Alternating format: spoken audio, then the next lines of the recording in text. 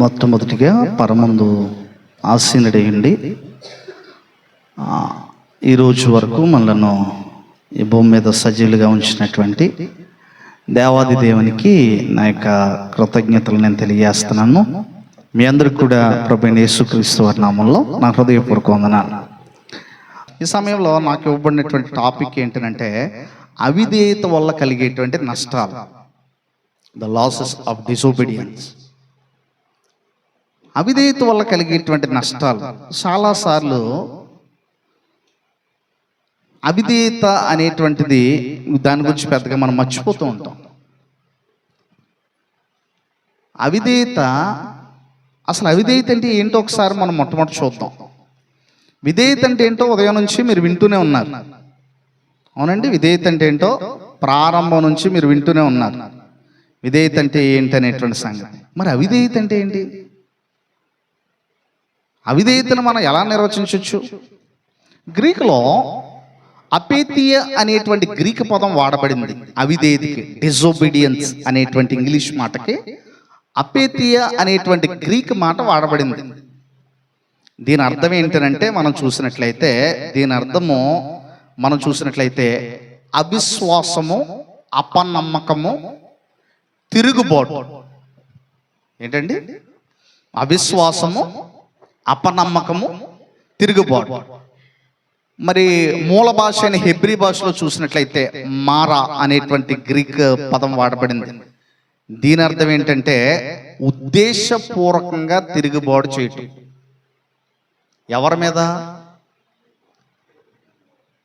ఒక విషయం ఏంటంటే మనిషితో మనిషికి గొడవ ఉంటే ఇంకొకరు వచ్చి సెటిల్ చేస్తారు, అవునండి.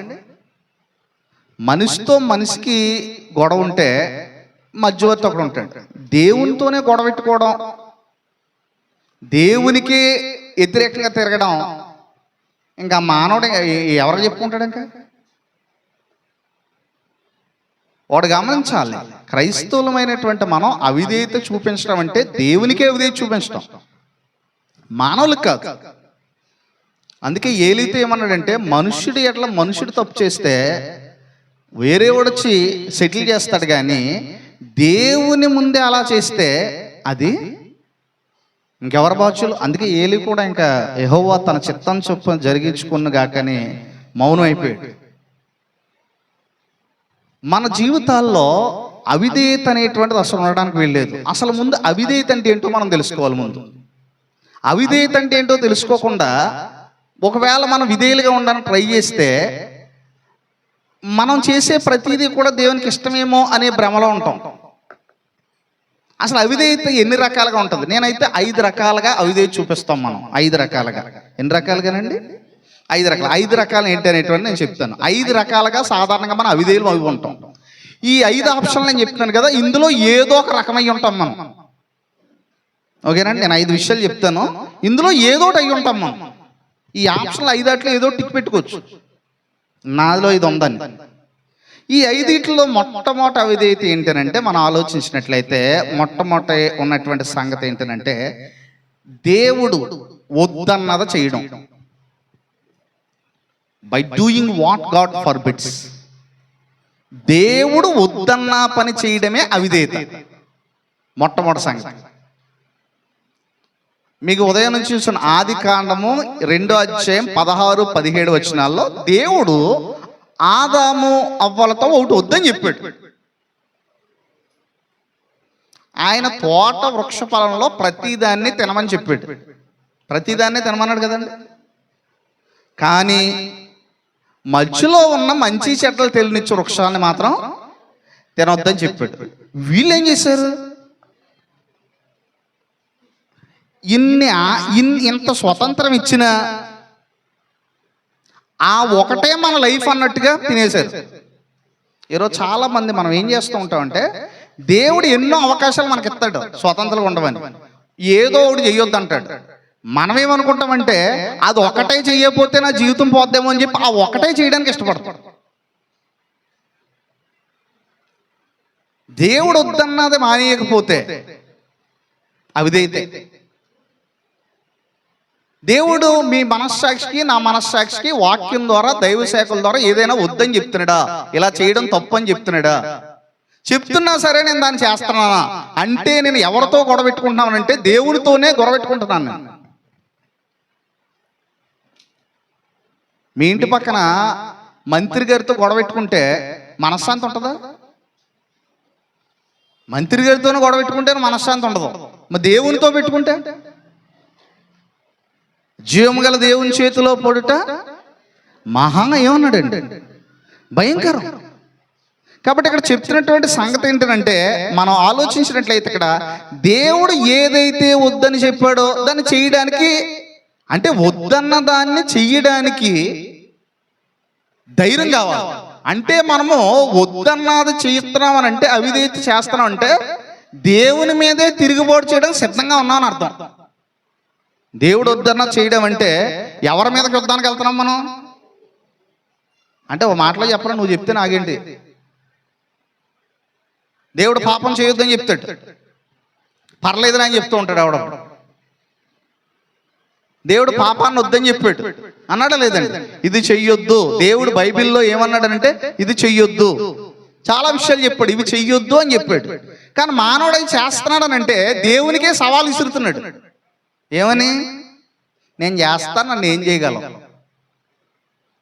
బైబిల్లో దేవుడు రాజులే తప్పించుకోలేకపోయారు, అవిధేయులుగా ఉంది. మన జీవితాలు ఎంత? రాజులే తప్పించుకోలేకపోయారు. గొప్ప రాజులు, దావీదు తప్పించుకోలేకపోయాడు.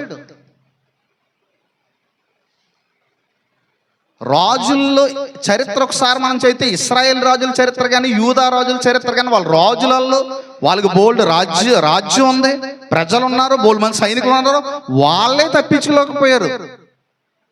దేవుడు వద్దన్నా చేశారు చాలా మంది రాజులు. చివరికి చరిత్రలో వాళ్ళ పేర్లు ఎలా మిగిలే? చాలా చరిత్రహీనులు అయిపోయారు. రాజులే తప్పించుకోలేకపోయారు. ఈరోజు క్రైస్తవులుగా ఉన్నటువంటి మనం దేవుడు వద్దన్నది ఖచ్చితంగా మానేయాలి. ఈరోజు మనం ఆలోచించుకోవాలి, దేవుడు వద్దన్నా ఏదన్నా నేను ప్రతిరోజు చేస్తున్నానా? ఒకటే చేస్తూ అవి మర్చిపోతుంటాం చాలాసార్లు మనం. ఎలా అంటే మనం ఆటోమేటిక్గా చూడండి, అబద్ధాలు ఉంటుంది. ఇప్పుడు అబద్ధం అనేది ఉంది. దేవుడు అబద్ధికులందరూ ఎక్కడ ఉంటారని చెప్పాడు, కానీ లోకం ఏం చెప్తుంది అంటే అబద్ధాలు ఆడకపోతే పని అవదని చెప్తుంది. అవునండి? మనం చాలాసార్లు ఏం చేస్తానంటే నేను దొంగతనం చేయను, నేను వ్యభిచారం చేయను, నేను ఎవరిని మోసం చేయలేదు, నేను దొంగతనం చేయలేదు, కానీ ఏదో చిన్న అబద్ధం ఆడితే ప్రమాదం అంటే ప్రమాదమే. ఎంత ప్రమాదం? ఒకసారి అన్నయ్య సప్పిరాలను అడగండి ఎంత ప్రమాదం. సాధారణంగా చూడండి మన జీవితాల్లో ఎక్కడున్నారని అడగండి ఎవరినన్నా ఈ రోజుల్లో. ఇంకా రెడీ అవ్వకుండానే బస్ స్టాండ్లో బస్ కోసం ఎదురు చూస్తానని చెప్తాడు. ఇంకా రెడీ అవ్వడు ఇంటికాడ, ఇదిగో ఇప్పుడు ఇంకా బస్సు రాలేదంటాం. ఈ సాధారణంగా మనం ఇవన్నీ ఏమనుకుంటామంటే లోకంలో ఉన్నట్టుగా కొట్టుకుపోతాయని అనుకుంటాం, కానీ అవతల వ్యక్తిని బాధ పెట్టకూడదని అలా చెప్తున్నాం. కానీ అసలు అబద్ధం ఆడినందుకు దేవుడు ఎంత బాధపడతాడు? నీ మాట అవునంటే అవును, కాదంటే కాదు. క్రైస్తవులు అంటే కొంతమంది అంటుంటారు మీరు యథార్థవంతులండి. ఆ యథార్థత మనం లోకస్తుల ఎడల తగినటువంటి విధంగా కనపరచగలుగుతున్నాం. పేతురు అబద్ధం ఆడాడు. ఒక్కొక్కసారి మనం అనుకుంటాం ఏదన్నా ప్రాణాలు రక్షించుకోవడానికి అబద్ధం ఆడొచ్చు కదా, కానీ బైబిల్ ఏం చెప్తుంది? అబద్ధం ఆడొచ్చు అని చెప్తుంది. ఇటు పేతురు ఒకసారి నువ్వు యేసు ప్రభుతో కూడా ఉన్నావు అని అంటే ఆయన ఎవరో నాకు తెలియదు అన్నాడు. ఎన్నిసార్లు అన్నాడు అలాగా? ఒకవేళ మీరు అనుకోవచ్చు ప్రాణాలు దక్కించుకోవడానికి అబద్ధం. మనం చాలాసార్లు చూడండి ఉద్యోగాల దగ్గరికి వెళ్ళేటప్పుడు నువ్వెవరు అంటే అక్కడ అబద్ధం, లంచాలు. ఈ లోకంతో ఈ లోకం ఎలాగైతే సంపాదించాలని అనుకుంటుందో మనం కూడా అలా సంపాదించాలనే కోరిక. కానీ బైబిల్లో అన్నాడు లోకము దాని ఆశయు ఏమైపోతాయి? లోకము గతించిపోద్ది. మనకి లోకములో ఉన్నాం కానీ లోకాశయం మనకు ఉండకూడదు. లోకము దాని ఆశయు ఏమైపోతాయి అన్నాడండి, గతించిపోతాయని చెప్పబడింది బైబిల్లో. లోకము గతించిపోద్ది, దాని ఆశయు గతించిపోద్ది. కనుక లోకంతో పాటు మనం కూడా గతించిపోకుండా ఉండాలంటే లోకాశయం మనలో ఉండడానికి వీల్లేదు. ఇప్పుడు పేతురు చిన్న అబద్ధమే కదా అని మౌనంగా ఉన్నాడా? కోడి కూసిన వెంటనే ఏం చేశాడు? పశ్చాత్తాపడ్డాడు. జస్ట్ సింపుల్గా అబద్ధం ఆడాడు అంతే. అంత ఏడవలసిన పని ఉంది? అసలు నిజంగా మన ప్రార్థనలో నిజంగా ఆలోచించండి, మన ప్రార్థనలో ఎంతమంది అబద్ధం ఆడామని, ఉదయం అబద్ధం ఆడితే సాయంత్రం ప్రార్థనలోకి వెళ్ళి ఎంతమంది పశ్చాత్తాపడుతున్నాం దాని గురించి? దేవా, ఈ రోజు నేను నీకు వ్యతిరేకంగా అబద్ధం ఆడేశాను, ఇక మీదట అలాంటి శోధనలో పడకుండా నన్ను క్షమించని ఎంతమంది చేస్తున్నాం? అది కామన్ అయిపోయింది, కామన్ సిన్ కామన్ అయిపోయింది కాబట్టి అది పాపం కాదని అనడానికి వీల్లేదు. దేవుడు ఎలాంటి వాడు అంటే కామన్ థింగ్ అని, అంటే దేవుడు ఎక్కడ కూడా రాజీ పడ్డాం. దేవుడు రాజీ పడి ఉండేవాడు అయితే, మీరు ఒకటి గమనించండి, దేవుడు పాపం విషయంలో అస్సలు రాజీ పడ్డాం. ఒకవేళ దేవుడు రాజీ పడేవాడు అయితే అసలు యేసుక్రీస్తు ప్రభువు ఈ లోకానికి రక్తం చిందించి ఉండేవాడు కాదు. ఆయన పాపం విషయంలో రాజీ పడ్డ కాబట్టి అది ఎంత ఘోర మరణం అయినా సరే యేసు ప్రభువుని పంపించాడు. అవునా? ఒకవేళ రాజీ పడిపోయి ఉండేవాడు అయితే యేసు ప్రభువుని ఎందుకు ఈ లోకాన్ని పంపడం? దేవుడు తన యొక్క కుమారుని త్యాగం చేశాడు కానీ తన పరిశుద్ధతను త్యాగం చేయలేదు. ఒకవేళ ఆయన పరిశుద్ధతను త్యాగం చేసి ఉండే పాపులతో పాటు అందరినీ కలిపేసుకుంటాడు. ఆయన పరిశుద్ధతను త్యాగం చేయలేదు, ఆయన కుమారునే త్యాగం చేశాడు. ఎందుకంటే ఆ పరిశుద్ధతకు మనం రావాలి కాబట్టి ఆయన కుమారుణ్ణి త్యాగం చేశాడు. ఇది మనం గమనించాలి ఖచ్చితంగా. ఎందుకంటే అసలు దేవుని సంకల్పంలో యేసుక్రీస్తు ప్రభువారి యొక్క బలి ఏర్పాటు చేయడంలోనే ఉన్న అర్థం ఏంటంటే ఆయన పాపంతో రాజీ పడ్డ కాబట్టే కలవరసిల్లో యేసుక్రీస్తు రక్తం చిందించాల్సి వచ్చింది. ఆయన పాపంతో రాజీ పడిపోయి ఉండేవాడైతే అసలు కలవరసిల్లో యేసుప్రభు రక్తం కాల్చుకునే అవసరం లేదు. మనందరం కూడా గమనించాలి, అవిధేయత అనేటువంటిది పాపం. దేవుడు ఎన్నటికీ రాజీ పడు. నోవా కాలంలో ఓడ కట్టబడింది. దేవుడు ఎంతమంది వచ్చారో వాళ్ళలోకి? 8 మంది వచ్చారు. 8 మందే కదా ఈ ప్లాన్ అంతా ఎందుకు అనుకున్నాడా? తర్వాత సొదొమ గొమొర్రాలో ఎంతమంది ఉన్నారు? మనం ఆలోచించి 4 బయటకు వస్తుంటే అందులో మళ్ళీ 3 మిగిలారు. ఇప్పుడు దేవుడు ఇంతమందిని కాల్ చేయడం ఎందుకు? అదేదో వీళ్ళని మొత్తం అందరం అని అనుకోలేదు. దేవుడికి ఇక్కడ మెజారిటీకి అది కావాల్సింది, పరిశుద్ధత.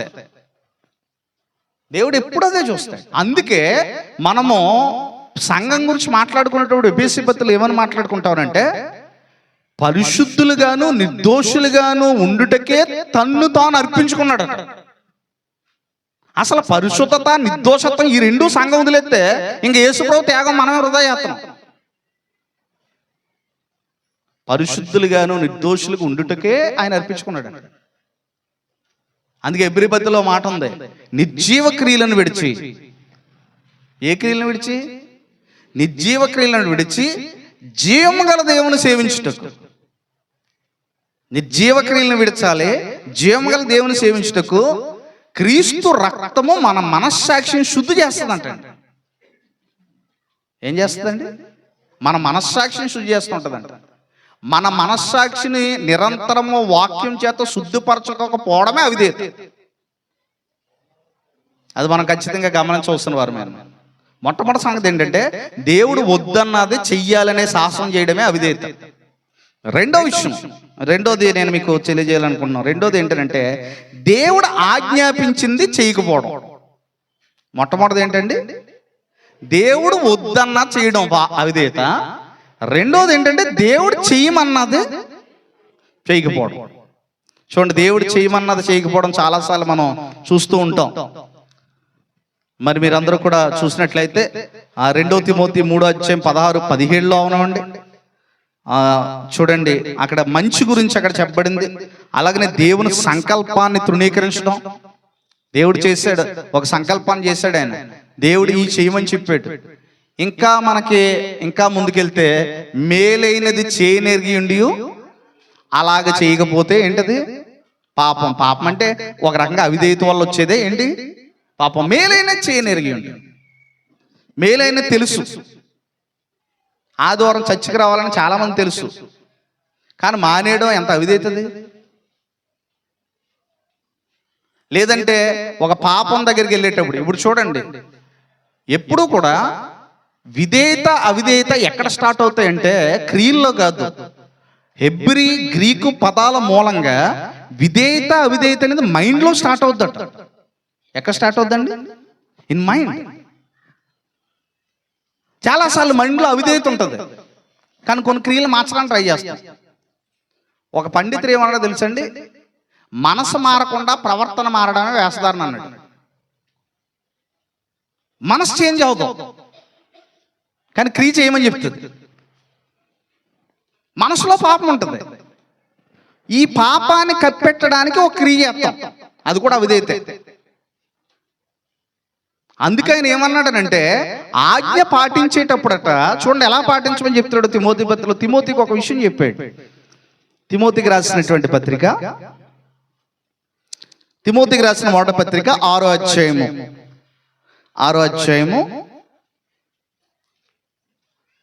14వ వచనం అండి. 6వ అధ్యాయం 14వ వచనం.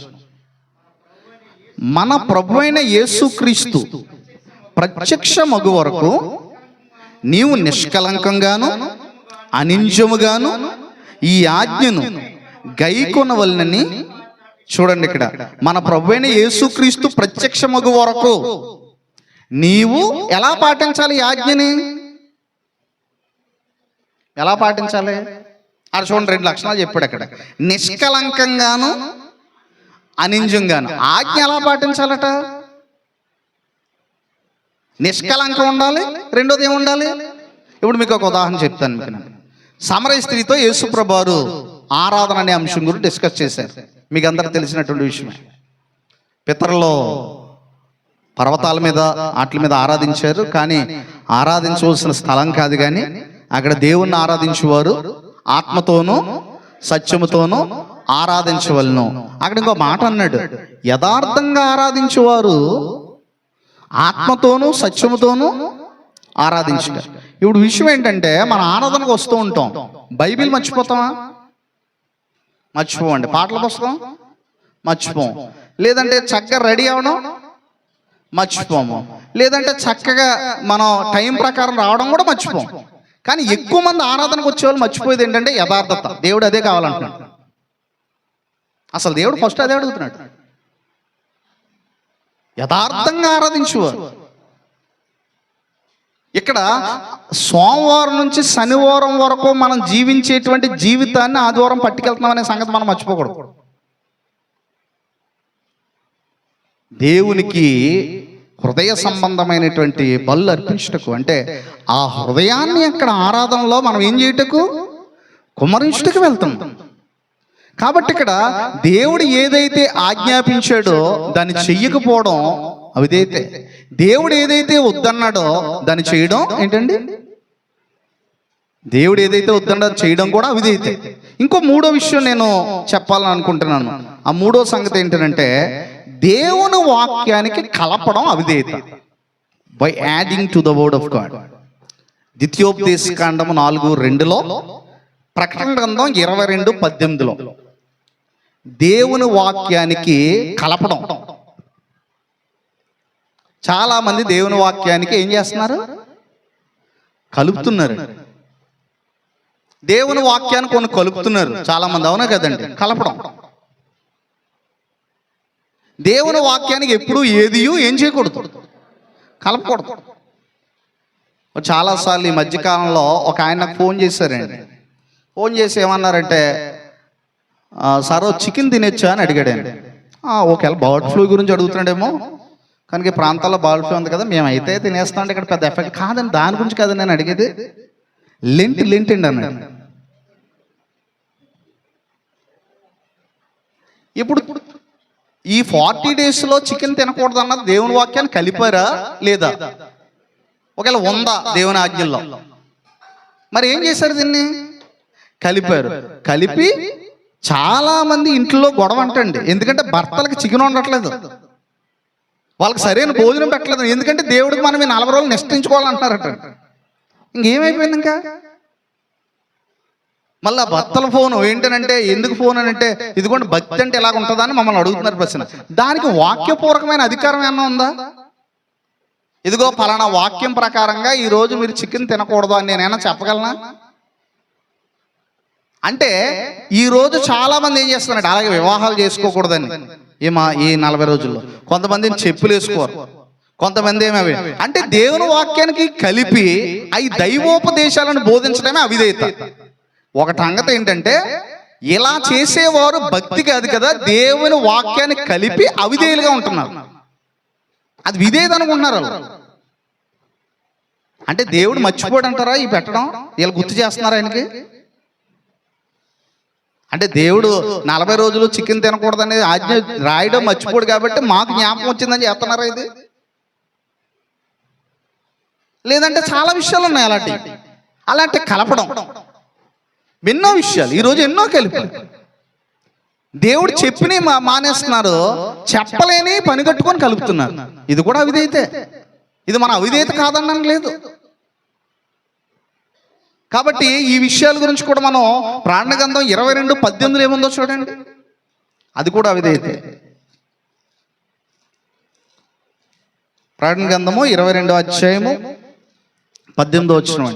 ఈ గ్రంథమందున్న ప్రవచన వాక్యములు విని ప్రతి వానికి నేను సాక్ష్యం ఇచ్చిందేమనగా, ఎవడైనా వీటితో మరి ఏదైనాను కలిపిన ఎడల ఈ గ్రంథంలో వ్రాయబడిన తెగుళ్ళు దేవుడు వానికి, అంటే ఈ గ్రంథంలో ఉన్న వాటికి ఏదన్నా కలిపామనుకోండి. ఇప్పుడు లెంట్ డేస్ కలిపామా కలపలేదా? దీనికి కలిపామా ఇందులో ఉందా? క్రిస్మస్ దీనికి కలిపారా కలపలేదా చెప్పండి? కలిపారు కదా. కలపకూడదని వాక్యం చెప్తుంది, కానీ కలుపుతున్నారు చాలా మంది. అలాగనే చాలా విషయాలు కలుపుతున్నారు. దీనికి కలపడం అని అంటే దేవుని మీద తిరుగుబాటు చేయడమే. దీనికి కలపకూడదు ఏది కూడా మనం. తర్వాత మన అభిప్రాయాలు కూడా దీనికి కలపకూడదు. యోబు గారు ఏమంటారనంటే, ఆయన ఆజ్ఞను నేను చూసినప్పుడు నా స్వభిప్రాయం కంటే ఎక్కువగా ఎంచితిని. మనకు అభిప్రాయాలు ఉంటాయంటవా? ఒక్కొక్కరికి ఒక అభిప్రాయం ఉంటుందండి. అభిప్రాయాలన్నీ దేవుని ముందుకు వచ్చేటప్పుడు కొట్టిపడేయాలండి. అభిప్రాయాలు ఎవరు న్యాజ్యం తీసుకోవాలి మనం? చాలాసార్లు దేవుని వాక్యం దైవజనుడు చెప్తుంటే కొంతమందికి ఏమనిపిస్తుంది, ఇలా కూడా చేయొచ్చు కదా అనుకుంటుంటారు మనసులో. అంటే నీ అభిప్రాయం అది. ఒక సంగతి మన బైబిల్ గ్రంథంలో చూసినట్లయితే ఒక విషయాన్ని నేను మీకు తెలియజేస్తాను. నయమాను గురించి మీకు బాగా తెలుసు. బైబిల్ గ్రంథంలో తెలుసా తెలియదండి? నయమాను ఎలీషా స్వస్థపరుస్తాడని వస్తున్నాడు. నిజంగా ఆ చిన్న పాప ఏం చేసిందంటే, నిజంగా ఆ రోజుల్లో ఆ ఇంటి దోసులు బానిసలను చిత్రంగా హింస పెడతారంటండి. బానిసలను చిత్రహింసలు పెడతారు. చిత్రహింసలు పడుతున్నా సరే తన యజమానుడు బాగవ్వాలని కోరుకుందాం. యజమానుల మీద కోపం ఉంటుందంట ఆ రోజు బానిసలు. అయినప్పటికీ ఆమె ఏం చేసింది? బాగుపడాలని కోరింది. ఇప్పుడు ఎలీషా అక్కడికి వెళ్ళేటప్పుడు స్వస్థపరచబడాలనే వెళ్ళాడు. అవునా కదండి? వెళ్ళాడు. కానీ అక్కడికి వెళ్ళిన తర్వాత ఎలీషా ఏం చెప్పాడు? నువ్వు వెళ్ళి యోర్దాను నదిలో 7 మార్లు మొలగమన్నాడు. కోప్పడి వెనక్కి వచ్చేస్తున్నాడు. ఎందుకు కోప్పడి వెనక్కి వచ్చేస్తున్నాడు అతను? కోప్పడి ఎందుకు వెనక్కి వచ్చేస్తున్నాడు? దీనికి ఒకటే కారణం, అతను ఊహించుకున్నది జరగలేదు. ఈ రోజులో చాలా మంది చచ్చేందుకు మానేస్తారు తెలుసా? వాళ్ళు ఊహించుకున్న సేవకుడు చెప్పకపోతే మానేస్తారు. అసలు ఎవరు ఊహించుకోమన్నారు? దేవుడి దగ్గరికి వచ్చేటప్పుడు నువ్వు ఊహించుకోవడం మానే, ఆయన వాక్యాన్ని లోపడాలి. దేవుడి దగ్గరికి వచ్చేటప్పుడు మన ఊహలన్నీ సమాధి చేసుకొని రావాలి. మన ఊహలతో చచ్చిపోతే దేవుని చిత్తాన్ని ఎప్పటికే మనం గైకోనలేం. అది జరగకపోతే బాధపడుతూనే ఉంటాం. ఎప్పుడూ కూడా ఎలీషా రథంలో కూర్చొని ఏమనుకుంటున్నాడంటే, అక్కడికి వెళ్ళిన వెంటనే ప్రవక్త పరిగెట్టుకొచ్చేస్తాడు, నా చెయ్యి మీద తన చెయ్యి ఆడించి యెహోవా నామమును శుద్ధి చేస్తాడని చెప్పి ఇవన్నీ కళ్ళకంటున్నాడు రథంలో కూర్చొని. అక్కడికి వచ్చేటప్పుడు దేవుని చిత్తం ఇంకోలా ఉంది. ఇక్కడ విషయం ఎప్పుడు కూడా దేవుని దగ్గరికి వచ్చేటప్పుడు, దేవుని వాక్యం చెప్పేటప్పుడు ఎప్పుడూ కూడా మనం ఏదో ఊహించుకొని కూర్చోకూడదు. ఆయన ఏం చెప్పాడో, అందుకే చిత్తం ప్రభు అనేవారంట రాజు దగ్గర. చిత్తం ప్రభు అంటే నీకు ఏది ఇష్టమో మేము చేస్తామని వచ్చి బొట్లు ఉండేవారట. ఆదివారం మన ఆరాధనలు ఎలా కూర్చోవాలంటే, చిత్తం ప్రభు నువ్వు ఈ రోజు వాక్యం ద్వారా ఏదైతే సెలవు ఇవ్వాలని అనుకున్నావో అది చేయడానికే ఆరాధనకు వచ్చాం. ఇదే దేవుని గౌరవించడం, ఇదే దేవుని ఆరాధించడం. మా ఊహల కంటే, మా అభిప్రాయాల కంటే, మానవ బోధల కంటే నీ వాక్యమే గొప్పదని నమ్మడమే విధేయత. ఒకవేళ మన అభిప్రాయాలను కనుక దీనికి జోడిస్తే ఖచ్చితంగా మనం దేవుని మీద ఏం చేస్తున్నాం? అవిధేయత చూపిస్తాం, తిరుగుబాటు చేస్తున్నాం. ఇది మూడో విషయానిగా మనం చూడొచ్చు. ఇకపోతే నాలుగోది ఏంటంటే దేవుని వాక్యం నుంచి తీసేయడం అవిధేయత. By taking from the word of God, adding to the word of God. And next ఇప్పుడు మనం చూసేది ఏంటంటే by taking from the word of God. ద్వితీయోపదేశకాండం 4:2 ఉంది, ప్రకటన గ్రంథం 22:19 కూడా ఉంది. దేవుని వాక్యంలో ఉన్నదాన్ని తీసేయడం. ఉన్నదాన్ని ఏం చేయడం అండి? తీసేయడం. ఎలా అంటే బైబిల్లో మనకు కొన్ని ఆజ్ఞలు నచ్చుతాయండి, కొన్ని ఆజ్ఞలు ఇబ్బందిగా ఉంటాయి. ఈ ఆజ్ఞలు స్పీడ్గా సంతోషంగా పాటించేస్తాం, కొన్ని మాత్రం అలా పక్కనట్టు ఉండదు. అవునా? ఇప్పుడు కొన్ని విషయాలు మనం చూడొచ్చు. మానవులుగా మనం యేసు ప్రభువు ఒక మాట చెప్పారు. ఏమన్నారంటే బయట నుంచి లోపలికి వెళ్ళేది మనిషిని ఏం చేయదన్నారు? అపవిత్రపరచదు. కానీ లోపల నుంచి వచ్చే మనిషిని ఏం చేస్తాయి? ఆ తర్వాత లోపల నుంచి ఏమొస్తాయి? లోపల నుంచి ఏమొస్తాయనంటే మన అక్కడ యేసు ప్రభువు చెప్పారు, విమతములు, కలహములు, కామము, క్రోధము, నరహత్యలు, వ్యభిచారములు, ఇవన్నీ ఎక్కడి నుంచి వస్తాయి? ఇందులో వ్యభిచారాన్ని మానేస్తాం, కక్షలు మానేస్తాం, విమతాలు మానేస్తాం. కానీ ఎక్కడో చిన్న అసూయ ఉంటుంది. అంటే ఇప్పుడు దేవుని ఆజ్ఞలోంచి మనం ఏం చేస్తున్నాం అని అంటే, ఒక మాటలో చెప్పాలంటే ఈ పాటించి దీన్ని తీసేస్తాం. ఇది అవసరం లేదు అనుకుంటున్నాం. పర్లేదు, అసూయ పడవచ్చులే, అది కామన్ సిన్ అనుకుంటున్నాం మనం. ఇది కామన్ థింగ్ అనుకుంటున్నాం. అవునా? అంటే ఏం చేస్తున్నాం అంటే దేవుని వాక్యం నుంచి కొన్ని తీసేస్తాం. ఈ లక్షణాలు మనలో ఉన్నాయని అనుకోండి, ఎక్కువ మనం అంత అపిత్తులు అని అర్థం. ఈ ఎన్ని లక్షణాలు మనలో ఉన్నాయో అంత అపిత్తులు మనం. ఈ లక్షణాలు రోజు రోజుకి మనం ఎప్పుడైతే తీసుకుంటున్నామో మనం పవిత్రత కోసం ప్రయత్నం చేస్తాం. ఎన్ని ఉన్నాయి ఇక్కడ? చాలా ఉన్నాయి. ఇక్కడ హృదయంలోంచి వచ్చే ఏంటి? చాలా ఉన్నాయి. ఆ హృదయంలోంచి వచ్చేటువంటి ప్రతి ఆజ్ఞను, ప్రతి ఒక్క కోరికను, ప్రతి ఒక్క దైవ సంబంధం కానీ ప్రతి దాన్ని మనం ఏం చేయాలి? తొలగించుకోవాల్సిన వారమన్నా. కనుక దేవుని యొక్క వాక్యమునికి ఏది కూడా, అందులోంచి ఏది కూడా తీసేయకూడదు ఆయన ఆజ్ఞలోంచి. ఇప్పుడు ఆజ్ఞలు ఎన్ని ఉన్నాయి, అన్నీ పాటించాలి. కొన్ని తీసేయడం అంటే ఏంటి? కొన్నిసార్లు మనం సాధారణంగా చేసేటువంటి పని ఏంటంటే, ప్రభువారు అన్నారు పౌలు గారు, ఏవేవి లాభకరమో వాటిని క్రీస్తు నిమిత్తం నష్టంగా ఎంచుకున్నాను. మనం ఏం చేస్తామంటే ఏవేవి నష్టమైనవో వాటిని క్రీస్తు నిమిత్తం నష్టంగా ఎంచుకుంటాం మనం. అంటే మనకి ఏది నష్టంగా ఉందో దుల్లేస్తాం మనం. ఏవేవి లాభకరమైన వదలం. కానీ పౌలు గారు చూడండి ఏమన్నారంటే, నాకు ఏవేవి ప్రభువుకి నాకు దూరం ఏర్పడుతుంది అనుకుంటే లాభం వచ్చేదన్నా వదిలేస్తాను. ప్రభువుకి నాకు బంధం మధ్యలో ఏదన్నా లోక సంబంధమైన లాభం చేకూరుతుందని అనుకోండి, అయినప్పటికీ ఆ లాభాన్ని నేను వదులుకుంటాను. కానీ ఎవరిని వదులుకోను? ఈరోజు చాలాసార్లు మనం ఏంటంటే, ఇప్పుడు ప్రతి ఆదివారం మన ఆరాధనకి వెళ్తాం. ప్రతి ఆదివారం వెళ్తామండి చక్కగా, పెద్ద ఏమి సంతోషంగా వస్తూ ఉంటాం. అదే ఆదివారం 10,000 ఇస్తాను రమ్మన్నారు, లాభకరం. ఇప్పుడు వస్తావా ఆరాధనకి? ఈ ఆదివారం 10,000 ఇస్తానన్నారండి. కష్టాలు కూడా చాలా ఉన్నాయి. ఈ సండే 10,000 ఇస్తాం. ఇప్పుడు లాభకరం ఇది. ఇప్పుడు ఈ లాభకరమైన దానికోసం ప్రభువుని వదులుకుంటాం మనం. కానీ పౌలు ఏవేవి లాభకరమో వాటిని క్రీస్తు నిమిత్తం వదులుకుంటాను నేను. ఎందుకనంటే నాకు ఎప్పటికైనా గొప్ప భవిష్యత్తు క్రీస్తులోనే ఉంది. అవసరమైతే దానికోసం నష్టపోతాను నేను. అందుకే ఆయన ఏమన్నాడనంటే, శరీరరీతిగా శరీరం ఆస్పదం చేసుకోవచ్చు నేను, కానీ నేను శరీరాన్ని ఆస్పదం చేసుకోను. ఏవేవి లాభకరమైనవో వాటిని క్రీస్తు నిమిత్తం నష్టంగా. అందుకే ఆయన అన్నారు, రోమాపత్రులు ఏమన్నారంటే, శ్రమలైనను, ఖడ్గమైనను, వస్త్రహీనత అయినను, ఉపద్రవములైనను, ఖడ్గమైనను, చివరక మరణమైనను క్రీస్తు ప్రేమ నుంచి నన్ను. అందుకే ఇంకో మాట అన్నాడండి ఆయన, నేను ఏదన్నా కొదువైన పోట్లే అన్నా ఉంటే అవి నా శరీరం ముందు వేసుకుంటాను. ఈరోజు నిజంగా మీ స్థానిక దైవజనుల గురించి నేను ఇక్కడ ఆయన ముందు చెప్తున్నానని కాదు, కానీ నేను ఎన్నో ప్రాంతాలకు వెళ్ళాను.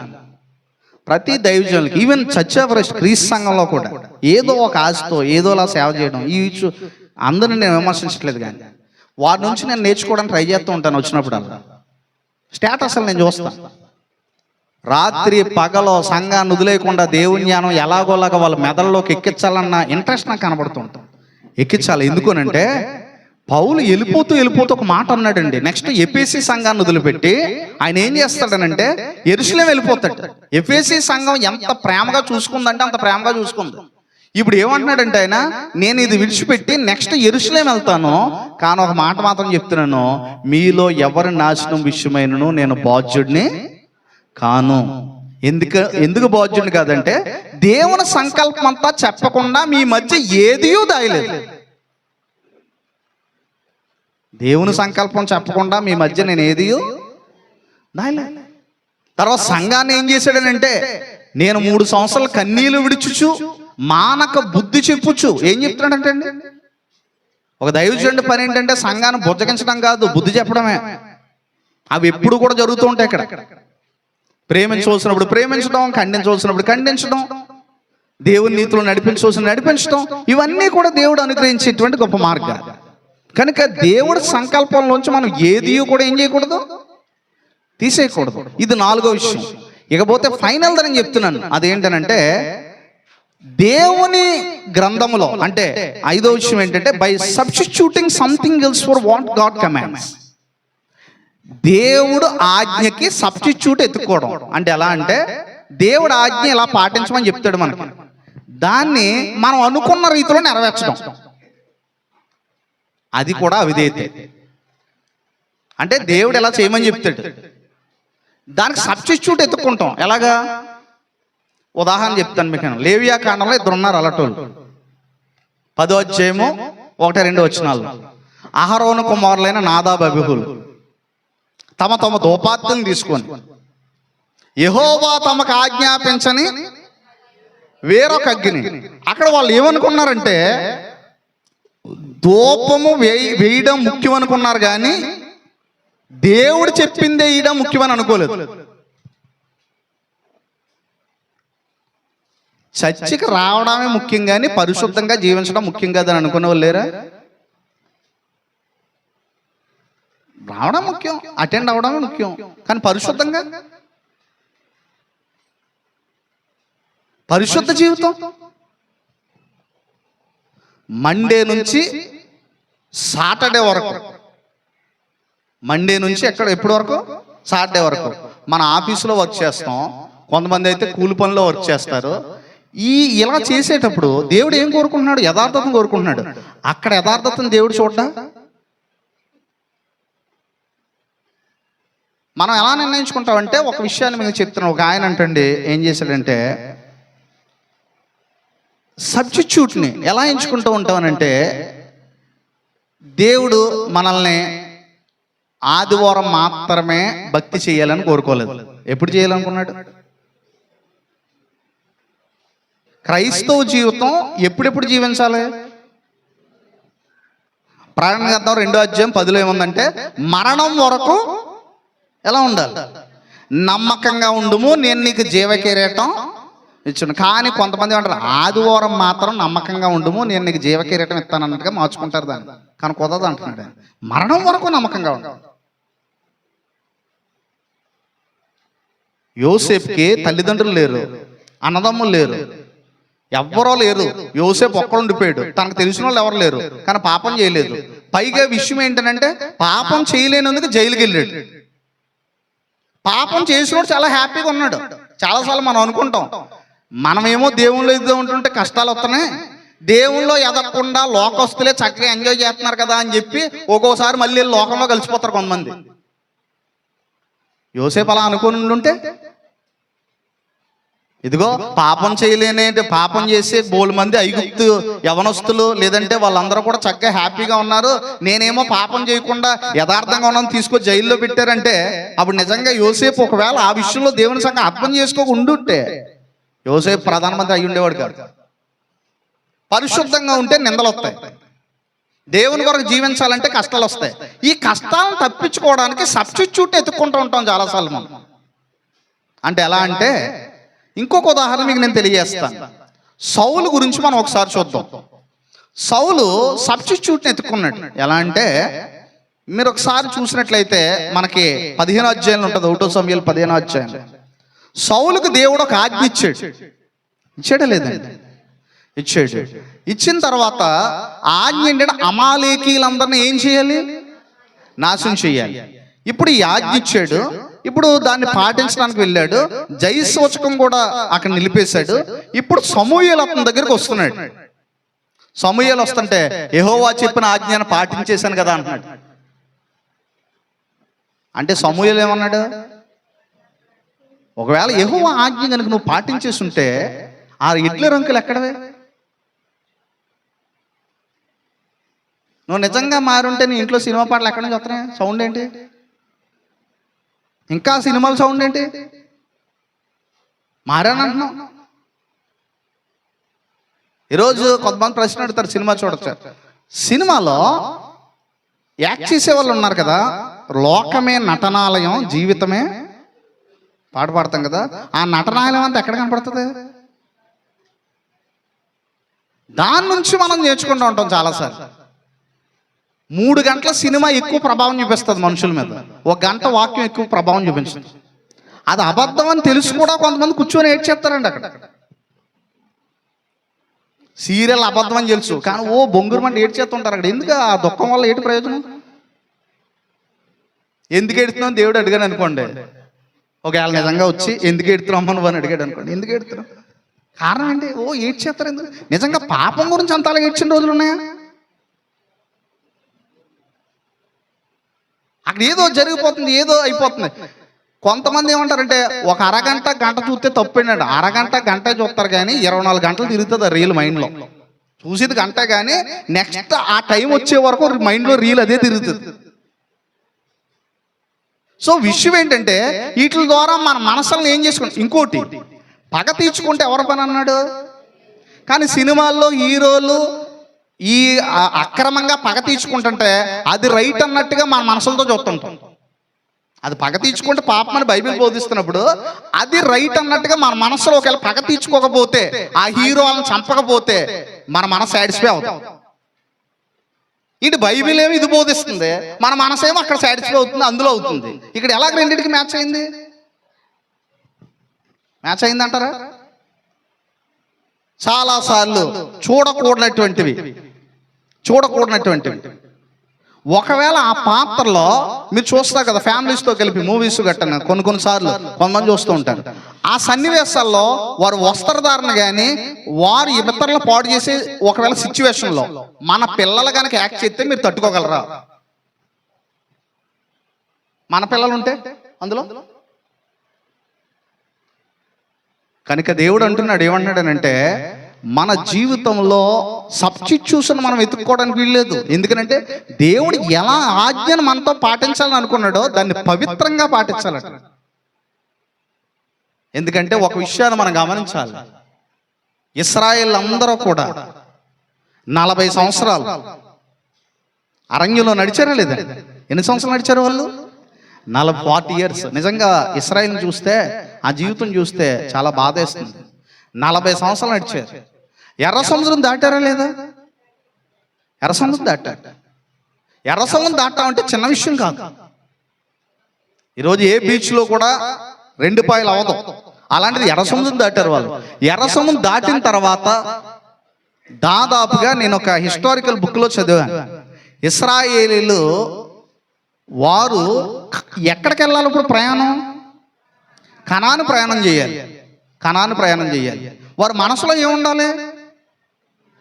వారు ప్రయాణం మొదలెట్టారు కానీ వారి మనసులో ఐగుప్తే ఉంది. అవునా?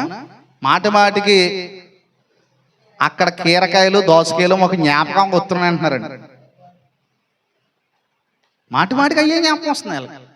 ఇంకో సంగతి, 40 రోజులు ఆకాశం నుంచి ఏమి రప్పించాడు? వాళ్ళకి మన్నా కురిపించాడు. 40 రోజులు దేవుడు ఏం చేశాడనంటే వారికి నీళ్ళు ఇచ్చాడు. 40 రోజుల్లో వారి చెప్పులు కూడా పాతకెళ్ళలేదట. ఇప్పుడు చెప్పులు ఎవరైనా పాతకెళ్తే మనం ఏం చేస్తాం? మా అయితే ఎంత కంపెనీ అయినా 1 సంవత్సరమో 2 సంవత్సరాల్లో వస్తాయండి అంతే. అది కూడా ఏ కుక్క ఎత్తుకుపోకుండా ఉంటే. ఈ లోపల ఎత్తుకుపోయింది అనుకోండి, ఈ రోజు కొన్నా చెప్పి రేపు ఎత్తుకుపోయింది అనుకోండి, ఇంకా అది కూడా ఉండదు. కాబట్టి వారు చెప్పులు పాతకెళ్ళదంట 40 సంవత్సరాల్లో కూడా. ఇప్పుడు ఇన్ని ఆశీర్వాదాలు పొందుకున్నారు కదా. అలాగే నేను చెప్పేటువంటి విషయం ఏంటంటే, దేవునితో పరిశుద్ధత మనం లేకపోతే భౌతిక సంబంధమైన ఆశీర్వాదాలు పొందుకుంటాం, కానీ పరలోకానికి మాత్రమే వెళ్ళాం. మన్నా తిన్నారా? తిన్నారు. ఎరసం దాటారా? దాటారు. అద్భుతాలు చూసారా? చూశారు. కానీ కణాల్లోకి ఎంటర్ అవ్వలేదు. నీకు ఉద్యోగాలు వస్తాయంటే వస్తాయి, పాస్ అయిపోతావు అంటే పాస్ అయిపోతావు, ఏదన్నా భూమి మీద కట్టాలనుకుంటావు కట్టేస్తావు. కానీ పరిశుద్ధమైన జీవితం లేకపోతే దేవుడు కట్టిన నివాసంలోకి వెళ్ళాం. మనం ఏమనుకుంటాం అంటే భౌతిక సంబంధంగా అన్ని కలిసి వచ్చేస్తున్నాయి కాబట్టి నేను దేవుళ్ళలోనే ఉన్నాను అనుకుంటాం బలంగా, ఇశ్రాయేల్ లాగా.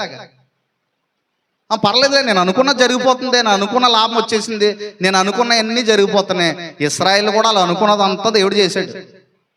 కానీ అన్ని లక్షల మందిలో దాదాపుగా 6 లక్షల కాల్బాలం ఉంటుంది అక్కడ.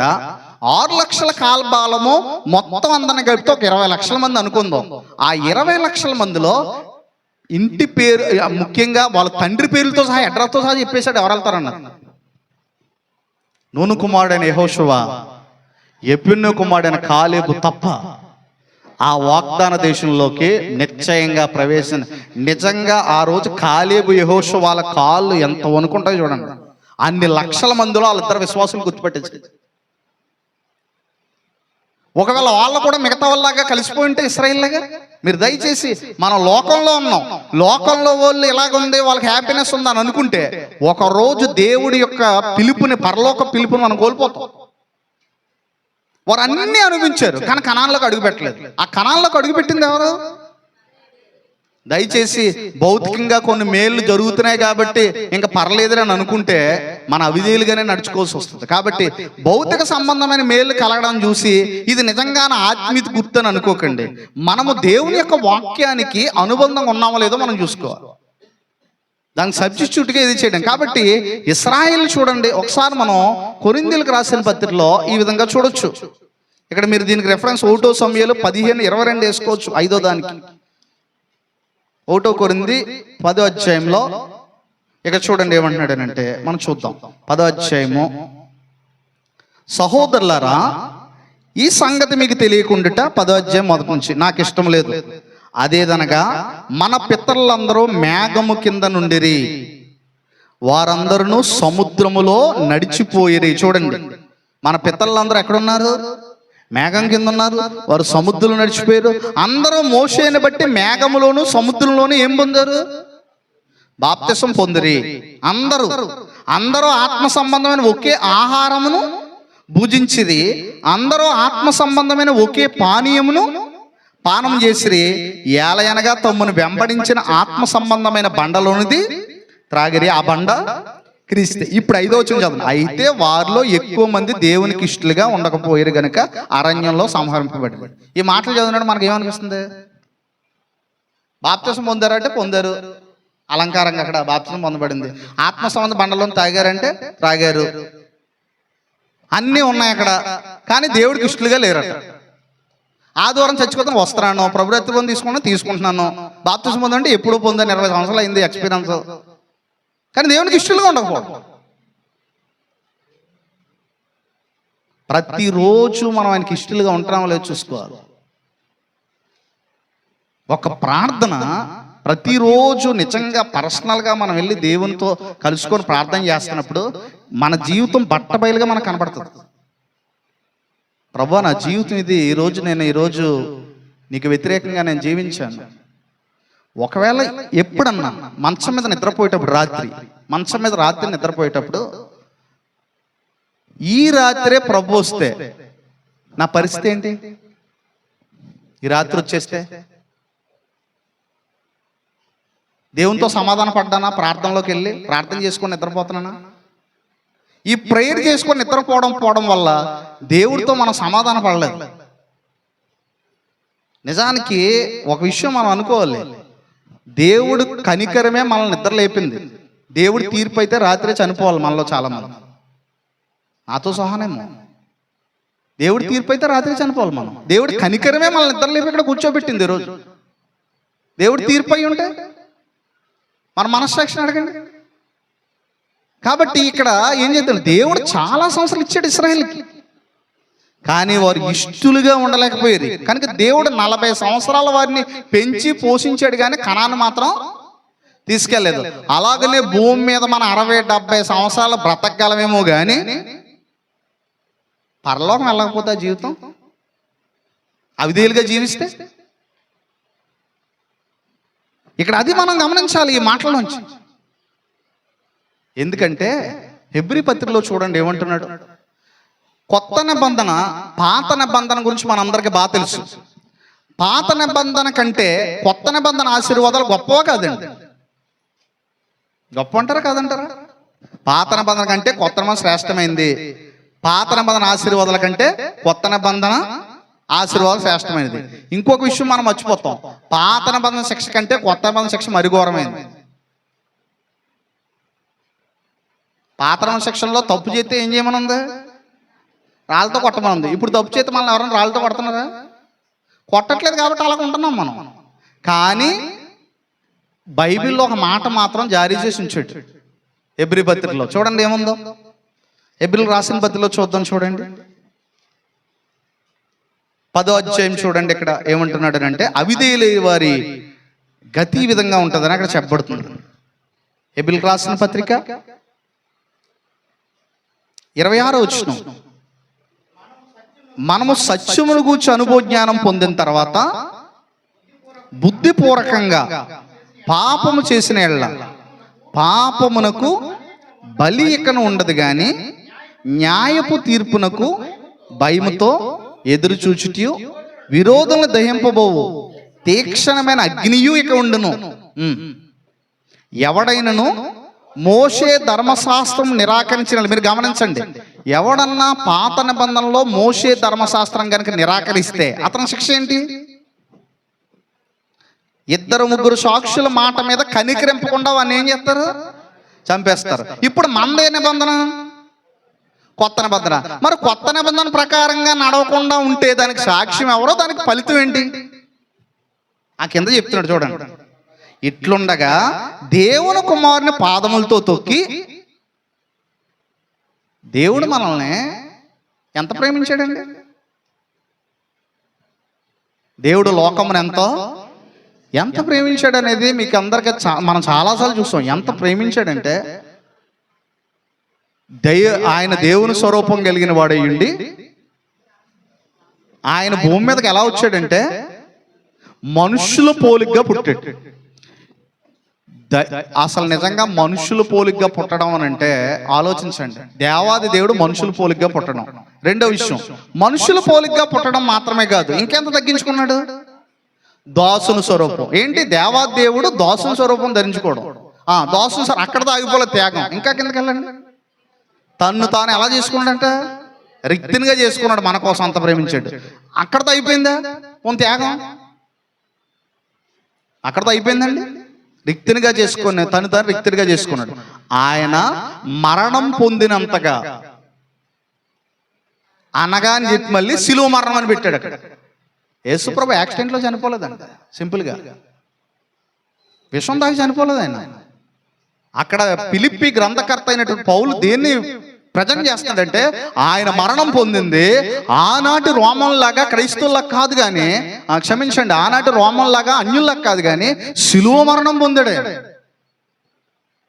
శిలువ మరణం పొందడం అంటే మౌని మీద వేలాడిన ప్రతి ఒక్కడో శాపగ్రస్తుని రాయబడింది. ఆయన మరణనిమిత్తం ఏమైపోయాడు? శాపమైపోయాడు. శాపంగా కనపడ్డాడు. అంత యథార్థవంతుడు శిలువ మీద వేలాడుతుంటే జనాలందరూ ఈ నిజంగా శాపగ్రస్తుడు అని అనుకున్నారు. మౌని మీద వేలాడిన కూడా శాపగ్రస్తుడే. అక్కడ మళ్ళీ మేకులతో అంత రక్తం కారిచి ఈరోజు ఉచితంగా మనల్ని ఏం చేశాడైనా? నీతిమంతులుగా తీర్చి క్రీస్తు సంఘంలో ఉంచి చక్కగా తన వాక్యం ద్వారా అలా పరిపాలన చేస్తుంటే అవిధేయుడైతే ఓ మాట అన్నాడు, ఇంత గొప్ప రక్షణను మనము నిర్లక్ష్యం అనేదే పెద్ద అవిధేయత అండి. ఆరాధనకు సమయానికి ఎంతమంది వస్తున్నారు? ఒక ఆయన పల్లెటూరులో ఓ మాట అన్నారండి. ఏమన్నారంటే, అయ్యా ఆరాధన సిటీలు అంటే టయానికి వచ్చేస్తారు, కానీ పల్లెటూరులో కొంచెం కష్టం అండి. పల్లెటూరులో ట్రైన్కి సమయానికి ఎక్కరా, పల్లెటూరులో కాలేజీకి సమయానికి వెళ్ళరా, పల్లెటూరులో డ్యూటీకి సమయానికి వెళ్ళరా, పల్లెటూరులో హాస్పిటల్కి టయానికి వెళ్ళరా, వెళ్తారు. కానీ ఒక ఆరాధన దగ్గర పల్లెటూరు అని అంటారు.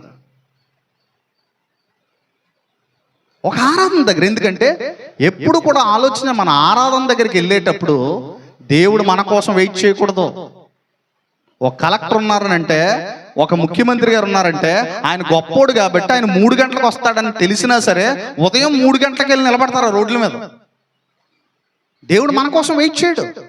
ఆయన గొప్పోడు కాబట్టి నేను ముందే వెళ్తాను. నేను లేటుగా వస్తానంటే ఆయన కంటే నేను గొప్పోడు కాబట్టి ఆయన నన్ను వెయిట్ చేస్తాడని చెప్తున్నాను. వెయిట్ చేస్తాడు ఆయన, పర్లేదురా నాకు. ఎందుకంటే అది ఒక్క విషయంలో, ఇంకా ఎన్ని ఉన్నాయి.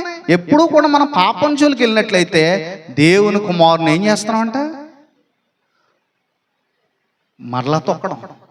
మన కోసం రక్తం ఇచ్చిన ఆయన మనం తొక్కాలా? తొక్కేంత బాధ పెడదామా? మన ప్రాణాలను కాపాడిన వాడిని, మన ప్రాణాలు కాపాడిన వ్యక్తిని ఎవరన్నా ఎలా చూస్తారు? మన కోసం ఇంతగా ప్రాణాలు పెట్టిన ఆయన ఈరోజు మనల్ని ఎవరిని రక్షించలేరండి. ఇప్పుడు ఎక్కడన్నా యాక్సిడెంట్ అయినప్పుడు ఏ పాజిటివ్ బ్లడ్ కావాలి అంటే వెంటనే నేను ఇస్తాను వస్తారు. బి పాజిటివ్ కావాలంటే నేను ఇస్తాను వస్తారు. సి పాజిటివ్ కావాలంటే నేను ఇస్తాను వస్తారు. పరిశుద్ధుడు, నిష్కలంకుడు, నిర్దోషుడైన బ్లడ్ గ్రూప్ కావాలంటే ఎవరు వస్తారు? యేసుప్రభు వచ్చాడు. మన పాపములకు శరణం దిక్కు ఆయనే.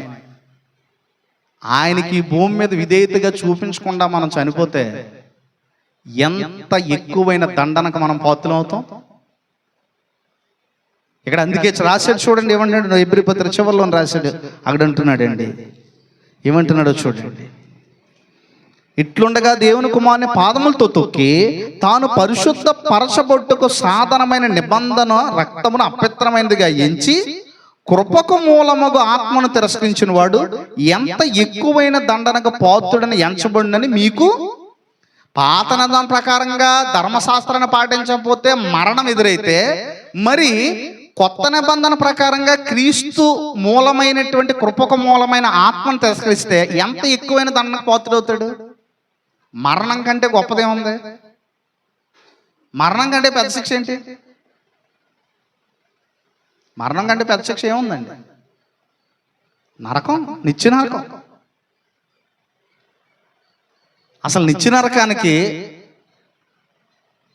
జీవితంలో మనందరం నిబంధన ప్రకారం ఉండదు. అక్కడ ధనవంతుడు ఏం చేశాడంటే, పాతాళంలోకి వెళ్ళిపోతే ఒక ప్రశ్న అడిగాడు, తండ్రి అయిన అబ్రహామా, లాజరు చిటికిన వేలుతో నా నాలుకను ఏం చేయమన్నాడు?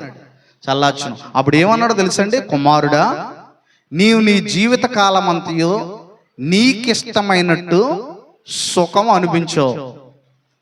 అవిధేయత అంటే ఏంటో తెలుసండి? మన జీవితంలో మనకిష్టమైనట్టు బతకడమే అవిధేయత. ఫైనల్గా చెప్పాలంటే ఆ ఒక్క కారణం చాలు మన నరకాన్ని తీసుకెళ్ళడం. నేనేమీ చేయలేదు కదా, మన ఇష్టమైనట్టు మనం బ్రతకడమే అవిధేయత. ధనవంతుడు ఎందుకు అక్కడ పాతాళంలో బాధపడుతున్నాడంటే, భూమి మీద జీవించేంతకాలం తనకిష్టమైనట్టుగా బ్రతికాడు. కుమారుడా, నీవు నీకు ఇష్టమైనట్టు నీ జీవితకాలం అంతా బ్రతికో. మనకిష్టం, మన కోసం రక్తం కాచిన ప్రభువుకి ఇష్టమైనట్టు కాకుండా మనకిష్టమైనట్టుగా మనం బ్రతకడమే నరకంలో మనకు పేరుంటుంది అనడానికి గ్యారంటీ. కనుక ఈ భూమి మీద అవిధేయుడిగా కంటే విధేయులకు వెళ్ళే దేవుణ్ణి పోలి మనం ఏం చేయాలి? నడుచుకోవాలి. దేవుని యొక్క వాక్యం మనకు బోధిస్తుంది. దేవుని యొక్క వాక్యాన్ని పాటించడం వల్ల, దేవుని యొక్క వాక్యం చేత నడుచుకోవడం వల్ల మనకు లాభమే కానీ నష్టమేమీ లేదు. ఒకవేళ లోబడకపోతే ఆ నష్టాన్ని ఎవరు భర్తీ చేయగలరు? ఎవరు భర్తీ చేయగలరండి ఆ నష్టాన్ని? ఎవరు భర్తీ చేయలేరు. ఇంకొకటి ఏంటంటే, ఈ జీవిత కాలం మట్టికే మనం కాకుండా పునరుద్ధానం కోసం కూడా మనం బ్రతకాలి. పౌలు గారు అదే అన్నారు, ఎందుకు ఇన్ని కష్టాలు, ఎందుకు ఇన్ని బాధలు, ఎందుకు పౌలు గారు నిజంగా మీరు ఆలోచన, క్రైస్తవ జీవితం ఎంత గొప్పదంటే ఒక్కొక్కసారి ఆలోచించుకుంటుంటే నాకు చాలా అనిపిస్తుందండి. ఏమనిపిస్తుంది అంటే, ప్రభువా వాళ్ళు చేసిన త్యాగం ముందు మా త్యాగం ఎంత? పేతురికి చేపల బిజినెస్లో మంచి లాభం వస్తుందండి. ఆ లాభం వదులుకొని యేసు ప్రభు వెనకాల వెళ్తే ఎవరొకరు కొడుతున్నారు, తిడుతున్నారు, అయినా ఎందుకు వచ్చేసారు వాళ్ళు? యేసు ప్రభు వెనకాల ఉంటే బాగుంటారా, యేసు ప్రభు వారికి దూరంగా ఉంటే బాగుంటారా? భౌతికంగా యేసు ప్రభు వారి వెనకాల ఉంటేనే కష్టాలు, శ్రమలు ఎక్కువ. యేసు ప్రభు దూరంగా ఉంటే సుఖంగా చేపల బిజినెస్ చేసుకుని బతకగలరు. పౌలు గారికి నిజంగా ఆలోచిస్తే సువార్తలోకి రాకపోతేనే సుఖంగా తన యొక్క జీవితాన్ని వెళ్ళబుచ్చేవాడు. రోమా పౌరసత్వం ఉంది, చక్కని గుర్రం ఉంది, మంచి పండితుడు, ఇవన్నీ వదులుకొని ఇంత సౌకర్యవంతమైన జీవితాన్ని వదులుకొని యేసు ప్రభు కోసం సంఖ్యలు వేయించుకుంటానంటాడేంటి? ఈ భూమి నివాసులు ఎవరు ఊహించలేనంత గొప్పది యేసు దగ్గర ఉంది. అదే నిశ్చయం, అది అర్థమైంది వాళ్ళకి. అందుకే మీరు వెళ్ళిపోవాలనుకుంటున్నారంటే మేము ఎవరి యొద్దకు వెళ్తాం? నీవే ఏ మాటలు గలవాడివి? నిశ్చయం మాటలు గలవాడు. నిజంగా సంఘంలోంచి నిశ్చయం అర్థమైనడు ఎప్పటికీ వెళ్ళండి. దైవజనుడు వెళ్ళిపోమన్నా వెళ్ళిపోడండి. ఇక్కడ నిశ్చయం మాటలు బోధిస్తుంటే నా జీవితాన్ని నిశ్చయం కట్టుకుంటే మేము ఎవరి యొద్దకు వెళ్తాం? అయ్యా నీవే నిశ్చయం మాటలు గలవాడు కదా. అంతలాంటి నిత్యజీవానికి వారు స్వతంత్రం అవడానికి, గొప్ప పేరు సంపాదించుకోవడానికి వారు ఏం చేశారండి? తమ జీవితాల్ని పెట్టారు. కనుక ఈ భూ సంబంధమైన జీవితం తాత్కాలికమైంది. ఈ తాత్కాలికమైన జీవితం కోసం దేవుని ఆజ్ఞల విషయంలో మనం అవిధేయులుగా ఉండకుండా ప్రతి ఆజ్ఞ విషయంలోనూ విధేయులుగాను సంపూర్ణంగా మన ఆపాద మస్తకం ఆయనకు అంకితం అనే పాట పాడతాం. కాబట్టి మన జీవితం ఆయనకు అంకితం చేసుకుంటే ఇహలోకంలో నష్టంగా కనబడినవి క్రీస్తు నిమిత్తం నష్టంగా ఎంచుకున్నవి ఎప్పటికైనా అవి అంతలుగా పొందుకుంటాం. కాబట్టి అలాంటి విశేషమైన జీవితం నడుచుకుంటూ మనం ఏం చేయాలంటే ఎంత గొప్ప రక్షణ నిర్లక్ష్యం చేయకుండా దేవునికి దాసులం ఉండాలి. ఒకవేళ నిర్లక్ష్యం చేస్తే ఏమన్నాడు? ఎలాగూ తప్పించుకోండి. ఇంకో మాట, తీర్పు దేవుని ఇంట నుండే ఆరంభమైతే, తీర్పు దేవుని ఇంటి నుండే ఆరంభమైతే సువార్త కవిదేయులైన వారి గతి ఏమోగనన్నాడు. మీలో ఇంకెవరైనా బాప్తిసం పొందలేనట్లయితే మన గతి ఇప్పుడు చనిపోతే ఏమవుతుంది అన్నది ఈరోజే డిసైడ్ చేసుకోవాలి. ఈరోజే మనం యవనస్తులు అనుకుంటాం మన ఇంటికాడ చిన్నపిల్లల్ని, కానీ ఈరోజే అయిపోవచ్చు టైం. రేపేమి సంభవించడం మీకు తెలియదు. పౌలు అందుకనే డిసైడ్ అయిపోయాడు ఏంటంటే, బ్రతుకుట క్రీస్తే. ఒకవేళ చావా ఈరోజు మరణం ఎదురవుతుందా? లాభం నాకు. ఈరోజు మరణం అంటే మనకు ఎందుకు భయం వేస్తుంది? యేసు ప్రభు తిరిగి లేచాడు, మరణం భయం ఇంకా మనకి పోగొట్టేశాడు. కాబట్టి ఎంత గొప్ప నిరీక్షణ, ఎంత గొప్ప త్యాగం, ఎంత గొప్ప నిబంధన, ఎంత గొప్ప సంఘాన్ని మన జీవితాల్లోకి దేవుడు తీసుకొచ్చి ఎంత కృపక పాత్రలుగా చేసిన మనం ఆయనకు అవిధేయులుగా ఉందామా? ఎన్నటికి ఒకవేళ మన జీవితాల్లో ఏదైనా అవిధేయ మరకలు ఉన్నట్లయితే మనము దేవునిలో ప్రార్థన ద్వారా సమ్మతించుకొని సమాధానపడి దేవునికి ఘనంగా మనం ఆరాధన చేసి దైవ సేవకుల వాక్యానికి విధేయులై మరింత ఘనంగా మన జీవితాన్ని తీర్చిదిద్దుకొని ఈ లోకయాత్రను ముగించాలని మీకు నేను తెలియజేస్తూ, మరి నన్ను నేను హెచ్చరించుకుంటూ మీకు తెలియజేస్తూ, మరి ప్రత్యేకంగా అవకాశం ఇచ్చినటువంటి దైవజనులకు కూడా నా వందనాలు తెలియజేసి ముగిస్తున్నాను. అందరికీ వందనాలు. Thank you.